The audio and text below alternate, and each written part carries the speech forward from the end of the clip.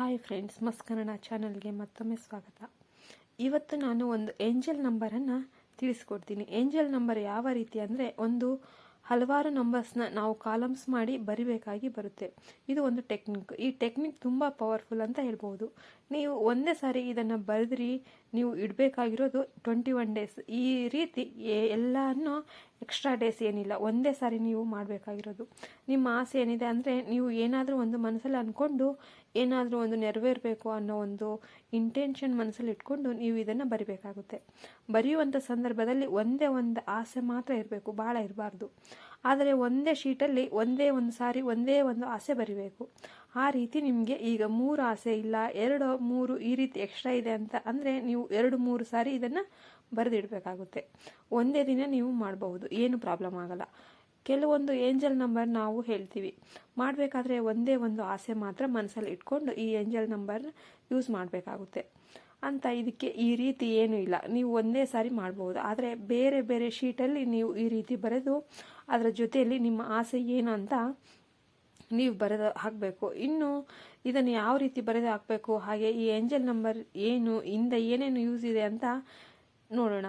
ಎಷ್ಟು ದಿನ ಬರೀಬೇಕು, ನಿಮಗೆ ರಿಸಲ್ಟ್ ಸಿಗುತ್ತೆ, ಇದನ್ನೆಲ್ಲ ಪೂರ್ತಿಯಾಗಿ ನೋಡೋಣ. ವಿಡಿಯೋ ಕಂಪ್ಲೀಟಾಗಿ ನೋಡಿ. ಇಲ್ಲ ಅಂದರೆ ನಿಮಗೆ ಏನಾದರೂ ಒಂದು ಡೌಟ್ಸ್ ಇರುತ್ತೆ, ಕಂಪ್ಲೀಟಾಗಿ ನೋಡಿದೆ ಸ್ಕಿಪ್ ಮಾಡಿ ನೋಡಿದಾಗ ನಿಮ್ಗೆ ಏನಂತ ಅರ್ಥನೇ ಆಗೋದಿಲ್ಲ. ಅದಕ್ಕೋಸ್ಕರ ದಯವಿಟ್ಟು ವಿಡಿಯೋನ ಫುಲ್ ನೋಡಿ. ಏನಾದರೂ ಮಿಸ್ ಮಾಡಿದ್ದೀನಿ ಅಂದರೆ ನೀವು ಕಮೆಂಟಲ್ಲಿ ಹೇಳ್ಬೋದು, ನಾನು ನಿಮಗೆ ತಿಳಿಸ್ಕೊಡ್ತಿದ್ದೀನಿ. ಇನ್ನು ಮೊದಲನೇದಾಗಿ ನೀವು ಏನಕ್ಕೋಸ್ಕರ ಈ ಒಂದು ರಿಚುವಲ್ ಅಂದರೆ ಈ ಒಂದು ಏಂಜಲ್ ನಂಬರ್ನ ನೀವು ಏನಕ್ಕೆ ಯೂಸ್ ಮಾಡ್ತಿದ್ದೀರಾ ಅಂತ ಹೇಳೋದಾದರೆ, ನಿಮ್ಮದು ಏನಾದರೂ ಒಂದು ಆಸೆ ನೆರವೇರಬೇಕಾಗಿದೆ, ಅದನ್ನು ನೆರವೇರಿಸಿಕೊಳ್ಳೋದಕ್ಕೋಸ್ಕರ ನೀವು ಇದನ್ನು ಬರಿಬಹುದು. ಅಂದರೆ ಈಗ ನಿಮ್ಮ ಮದುವೆ ನಡಿಬೇಕಾಗಿದೆ, ಇಲ್ಲ ನನಗೆ ಇಷ್ಟು ದಿನದಲ್ಲಿ ಮದುವೆ ಆಗಬೇಕು, ಇಲ್ಲ ಒಂದು ಲಾಟ್ರಿ ಹೊಡಿಬೇಕು, ಒಂದು ಲಾಟ್ರಿ ಟಿಕೆಟ್ ತಗೊಂಡಿರ್ತೀರ, ಲಾಟ್ರಿ ಹೊಡಿಬೇಕು. ಲಾಟ್ರಿ ಅಂದರೆ ನಾನು ಏನು ಬೇಕಾದರೂ ಇರಬಹುದು, ಒಂದು ಲಕ್ಕಿ ಡ್ರಾ ಇರ್ಬೋದು, ಇಲ್ಲ ಏನಾದರೂ ಒಂದು ಇರ್ಬೋದು. ಕೆಲವರಿಗೆ ಆಫೀಸ್ ಅಲ್ಲೆಲ್ಲ ಇರುತ್ತೆ ಕೆಲವೊಂದು ಇಷ್ಟು ಅಮೌಂಟ್ ಬರುವಂಥದ್ದು, ಇಲ್ಲ ಏನಾದರೂ ಒಂದು ಕಾಂಪಿಟೇಟಿವ್ ರಿಲೇಟೆಡ್ ಇರುತ್ತೆ. ಇಲ್ಲ ಅಂದರೆ ನಿಮಗೆ ಏನಾದರೂ ದುಡ್ಡು ಬರೋದಿದೆಯಾ, ನಿಮಗೆ ಇನ್ನೊಂದು ದುಡ್ಡು ಬೇಕಾಗಿದೆಯಾ ಅಂದರೆ, ನಿಮಗೆ ಈಗ ತುಂಬ ಪ್ರಾಬ್ಲಮ್ ಇದೆಯಾ, ಹಣದ ಅವಶ್ಯಕತೆ ಇದೆಯಾ, ಯಾವುದಾದ್ರೂ ಒಂದು ರೀತಿಯಲ್ಲಿ ನಿಮಗೆ ಹಣ ಬಂದು ಸೇರಬೇಕು ಅನ್ನುವಂಥ ಒಂದು ಆಸೆ ಇರ್ಬೋದು. ಇಲ್ಲ ಮನೆ ತಗೊಳ್ಳುವಂಥ ಆಸೆ ಇರ್ಬೋದು, ಇಲ್ಲ ಒಂದು ಗಾಡಿ ತಗೊಳ್ಳುವಂಥ ಆಸೆ ಇರ್ಬೋದು, ಏನು ಬೇಕಾದರೂ ಇರ್ಬೋದು. ಈ ರೀತಿ ಒಂದು ಮನುಷ್ಯನಿಗೆ ಹಲವಾರು ಆಸೆಗಳಿರುತ್ತೆ. ಆದರೆ ಕೆಲವೊಂದು ಸಾರಿ ನಾವು ಒಂದನ್ನೇ ಅಪ್ಲೈ ಮಾಡೋದು, ಒಂದೇ ಒಂದು ಆಸೆ ಮಾತ್ರ ಅಪ್ಲೈ ಆಗೋದು. ಬಟ್ ಕೆಲವೊಂದು ಸಿಚುವೇಶನಲ್ಲಿ ನಮಗೆ 2-3 ಆಸೆಗಳು ಇದ್ದೇ ಇರುತ್ತೆ. ಅದು ನಮಗೆ ವರ್ಕ್ ಆಗಬೇಕಂತ ಅನಿಸ್ತಾ ಇರುತ್ತೆ. ಆ ಒಂದು ಸಿಚುವೇಶನಲ್ಲಿ ನೀವು ಈ ಒಂದು ಏಂಜಲ್ ನಂಬರ್ ಯೂಸ್ ಮಾಡ್ಬೋದು. ಯಾಕೆಂದರೆ ಈ ಒಂದು ಏಂಜಲ್ ನಂಬರ್ ಯೂಸ್ ಮಾಡುವಂಥ ಸಂದರ್ಭದಲ್ಲಿ ನೀವು ಒಂದೇ ಒಂದು ಆಸೆ ಇಟ್ಕೊಳ್ಳೋದು ತುಂಬ ಅವಶ್ಯಕತೆ ಏನಿಲ್ಲ. 3-4 ಆಸೆಗಳಿದ್ರೂ ಕೂಡ ನೀವು ಇದನ್ನೆಲ್ಲ ಬರೆದು ಒಟ್ಟಿಗೆ ನೀವು ಈ ಒಂದು ರಿಚುವಲ್ನ ಮಾಡ್ಬೋದು. ಇನ್ನು ನೀವು ಯಾವ ರೀತಿ ಮಾಡಬೇಕು ಅಂತ ಹೇಳೋದಾದರೆ, ಮೊದಲನೇದಾಗಿ ನಾನು ಇಲ್ಲಿ ಸೈಡಲ್ಲಿ ನಿಮಗೆ ಏಂಜಲ್ ನಂಬರ್ಸ್ ಕೊಟ್ಟಿದ್ದೀನಿ. ಫಸ್ಟು ಒಂದು ವೈಟ್ ಪೇಪರ್ ತಗೋಬೇಕಾಗುತ್ತೆ. ವೈಟ್ ಪೇಪರ್ ಹಾಗೆ ಗ್ರೀನ್ ಪೆನ್ನು, ನಾನು ಎಲ್ಲ ವಿಡಿಯೋದಲ್ಲಿ ಹೇಳೋ ಹಾಗೆ ಗ್ರೀನ್ ಪೆನ್ ತಗೊಳ್ಳಿ, ರಿಸಲ್ಟ್ ಬೇಗ ಸಿಗುತ್ತೆ. ತೀರಾ ನಿಮ್ಮ ಹತ್ರ ಗ್ರೀನ್ ಪೆನ್ ಇಲ್ಲ ಅಂತಂದರೆ ಬ್ಲೂ ಪೆನ್ ಯೂಸ್ ಮಾಡ್ಕೊಳ್ಳಿ ಅಷ್ಟೇ. ಆದರೆ ಅದನ್ನು ಗ್ರೀನ್ ಪೆನ್ ಯೂಸ್ ಮಾಡೋಕ್ಕೇ ಟ್ರೈ ಮಾಡಿ. ಇನ್ನೂ ಸಿಕ್ಕಿಲ್ಲ ಅಂದರೆ ಮಾತ್ರ ಸ್ಕೇಲ್ ತಗೊಂಡು ಗ್ರೀನ್ ಪೆನ್ನಲ್ಲಿ ನೀವು ಈ ರೀತಿ ಕಾಲಮ್ ಹಾಕಬೇಕಾಗುತ್ತೆ.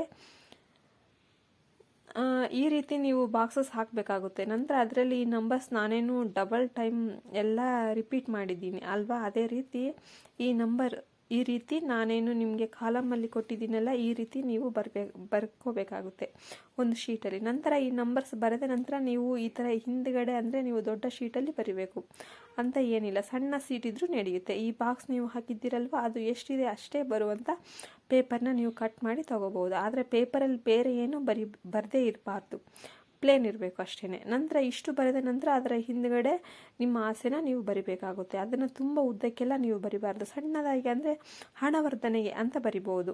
ಅಂದರೆ ನಿಮಗೆ ದುಡ್ಡು ಬರಬೇಕು ಅನ್ನೋದಾದರೆ, ಈಗ ಮನೆ ಬೇಕಂದರೆ ಮನೆ ರಿಲೇಟೆಡ್ ಆಗಿದ್ದರೆ ಒಂದು ಸಣ್ಣದಾಗಿ ಬರಿಬೋದು. ಇಲ್ಲ ಎಜುಕೇಷನ್ ರಿಲೇಟೆಡ್ ಆಗಿದ್ದರೆ, ವಿದ್ಯಾಭ್ಯಾಸ ಆಗಿದ್ದರೆ ಸ್ವಲ್ಪ ಶಾರ್ಟ್ ಆಗಿ ಬರಬೇಕು. ಮದುವೆ ಆಗೋದಾದರೆ ಅದು ಒಂದು ರೀತಿಯಲ್ಲಿ ಸಣ್ಣದಾಗಿ ಅಂದರೆ 1-2-3 ವರ್ಡಲ್ಲಿ ಅದನ್ನು ನಿಮಗೆ ಅರ್ಥ ಆಗುವಂಥ ರೀತಿಯಲ್ಲಿ ಸಣ್ಣದಾಗಿ, ತುಂಬ ಉದ್ದಕ್ಕೆ ಏನು ನಿಮ್ಮ ಆಸೆ ಇದೆ ಅದನ್ನು ಪೂರ್ತಿಯಾಗಿ ಬರೆಯೋ ಹಾಗೆ ಇಲ್ಲ. ಒಂದೇ ಒಂದು ಆಸೆ ಅಷ್ಟೆ, ಹಿಂದ್ಗಡೆ ಬರೀಬೇಕು. ಈ ರೀತಿ ಈಗ ಒಂದು ಪೇಪರಲ್ಲಿ ನಾನು ಮನೆ ತಗೋಬೇಕು ಅಂತ ಬರ್ತಿದ್ದೀರಾ ಅಂತ ಅಂದ್ಕೊಳ್ಳಿ, ಎರಡನೇ ಪೇಪರಲ್ಲಿ ಗಾಡಿ ತಗೋಬೇಕು ಅಂತ ಬರ್ತಿರ್ತೀರ, ಮೂರನೇ ಪೇಪರಲ್ಲಿ ಗಾಡಿ ಅಥವಾ ಇನ್ನೇನೋ ಸಂಧಾನ ಭಾಗ್ಯ ಇಲ್ಲ ಏನೋ ಸಂತಾನದ್ದು ಏನೋ ಒಂದು ಬರ್ತಿರ್ತೀರ. ಈಗ 2-3 ಆಸೆಗಳು ನಿಮ್ಮ ಮೈಂಡಲ್ಲಿ ಇರಬೇಕು ಅಂತ ನೀವೇನು ಅಂದ್ಕೊಂಡಿರ್ತೀರ ಅಲ್ವಾ, ಅದನ್ನು ನೀವು 2-3 ಶೀಟ್ನಲ್ಲಿ ಈ ರೀತಿ ಬರ್ಕೋಬೋದು.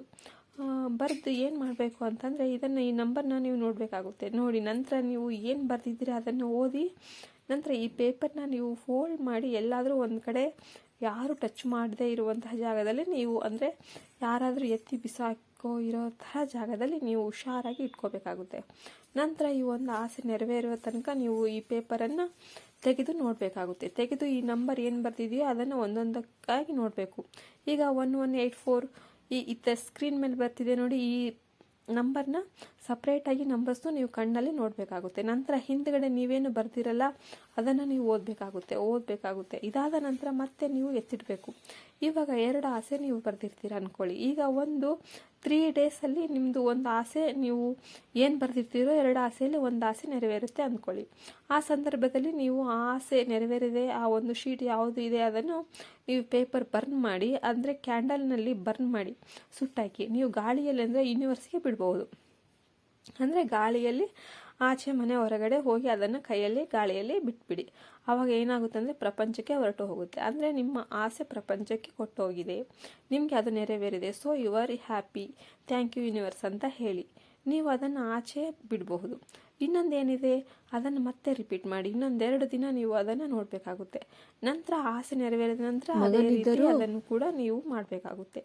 ಈ ರೀತಿ ನೀವು ರಿಪೀಟೆಡ್ ಇಲ್ಲ ಒಂದನ್ನು ಮಾಡಿ ಆ ಆಸೆ ನೆರವೇರಿದ ನಂತರ ಮತ್ತೆ ಇನ್ನೊಂದನ್ನು ಆಸೆಯನ್ನು ನೀವು ಬರ್ಕೋಬೋದು. ಆ ರೀತಿ ಕೂಡ ನೀವು ಮಾಡ್ಬೋದು. ನಿಮಗೆ ಯಾವ ಕಂಫರ್ಟಬಲ್ ಅನಿಸುತ್ತೋ ಆ ರೀತಿ ಮಾಡ್ಬೋದು. ಆದರೆ ಈ ಒಂದು ಏಂಜಲ್ ನಂಬರ್ ಯೂಸ್ ಮಾಡಬೇಕಾದ್ರೆ ನೀವು ಒಂದು ಟೆಕ್ನಿಕ್ ಯೂಸ್ ಮಾಡ್ಬೋದು.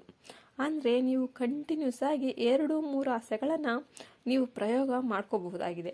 ಅಂದರೆ ಕೆಲವು ಬೇರೆ ಏಂಜಲ್ ನಂಬರ್ಸ್ ಯೂಸ್ ಮಾಡೋದು ಅಂಥ ಸಮಯದಲ್ಲಿ ಎಲ್ಲ ಏಂಜಲ್ ನಂಬರ್ಗಳು ನೀವು ರಿಪೀಟೆಡ್ಲಿ 2-3 ಆಸೆಗಳನ್ನು ನೀವು ಯೂಸ್ ಮಾಡೋ ಹಾಗೆ ಇಲ್ಲ. ಒಂದೇ ಒಂದು ಆಸೆ ಇಟ್ಕೊಂಡು ಒಂದು ಏಂಜಲ್ ನಂಬರ್ ಯೂಸ್ ಮಾಡಿ ಅಂತ ಹೇಳಿರ್ತೀವಿ. ಸೊ ಹಾಗಾಗಿ ಅಲ್ಲಿ ರಿಪೀಟ್ ಮಾಡೋಕ್ಕೆ ಆಗಲ್ಲ. ಈ ಒಂದು ಏಂಜಲ್ ನಂಬರ್ ನೀವು ಯೂಸ್ ಮಾಡುವಂಥ ಸಂದರ್ಭದಲ್ಲಿ ನೀವು 2-3 ಆಸೆಗಳನ್ನು ರಿಪೀಟ್ ಮಾಡಿ ಇದರ ಜೊತೆಯಲ್ಲಿ ನೀವು ಇಟ್ಕೋಬೋದು. ಆದರೆ ಶೀಟ್ ಮಾತ್ರ ಬೇರೆ ಬೇರೆ ಇರಬೇಕು. ಆ ನಂಬರ್ಸ್ ಈಗ ನೀವು ಏನು ಶೀಟಲ್ಲಿ ಬರ್ತಿದ್ದೀರೋ ಅದು ಹಿಂದ್ಗಡೆ ಒಂದು ಆಸೆ, ಹೀಗೆ ಇನ್ನೊಂದು ಶೀಟ್, ಹಾಗೆ ಇನ್ನೊಂದು ಶೀಟಲ್ಲಿ 2 ಆಸೆ 3 ಆಸೆ, ಹೀಗೆ ಶೀಟ್ಗಳು ಚೇಂಜ್ ಆಗಬೇಕು. ಹಾಗಾಗಿ ಒಂದೊಂದು ಆಸೆ ನಿಮ್ಮದು ನೆರವೇರಿದ ನಂತರ ಅದನ್ನು ನೀವು ಬರ್ನ್ ಮಾಡಿ ಬಿಸಾಕ್ಬೋದು. ಈ ರೀತಿ ನೀವು ಕಂಟಿನ್ಯೂಸ್ ಆಗಿ ಮಾಡ್ಬೋದು. ಇದು ಎಷ್ಟು ಜನಕ್ಕೆ ನಡೆದಿದೆ, ಇದು ಎಷ್ಟು ಚಿಕ್ಕ ವಿಷಯಗಳ ಅಂತ ನೀವು ಅನ್ನಿಸ್ಬೋದು, ಬಟ್ ದೊಡ್ಡ ವಿಷಯಕ್ಕೂ ಮಾಡ್ಬೋದು, ಸಣ್ಣದು ಇರ್ಬೋದು. ಈಗ ಏನಾದರೂ ಒಂದು ಈ ಕಾಲೇಜ್ ಅಡ್ಮಿಷನ್ ಇರ್ಬೋದು, ಇವತ್ತು ಈಗ ನಾನು ಹೋಗ್ತೀನಪ್ಪ ಅದು ನಡೀಲಿ ಅಂತ ನೀವು ಬರೆದಿಟ್ಟು ಹೋಗಿರ್ತೀರ, ಅದು ಒಳ್ಳೆ ರೀತಿಯಲ್ಲಿ ನೆರವೇರಿತು ಅಂದ್ಕೊಳ್ಳಿ. ಅದನ್ನು ನೆಕ್ಸ್ಟ್ ಡೇನೇ ನೀವು ಬರ್ನ್ ಮಾಡಬೇಕು. ಬರ್ನ್ ಮಾಡಿ ಅದನ್ನು ಗಾಳಿಯಲ್ಲಿ ಬಿಟ್ಬಿಡಬೇಕು.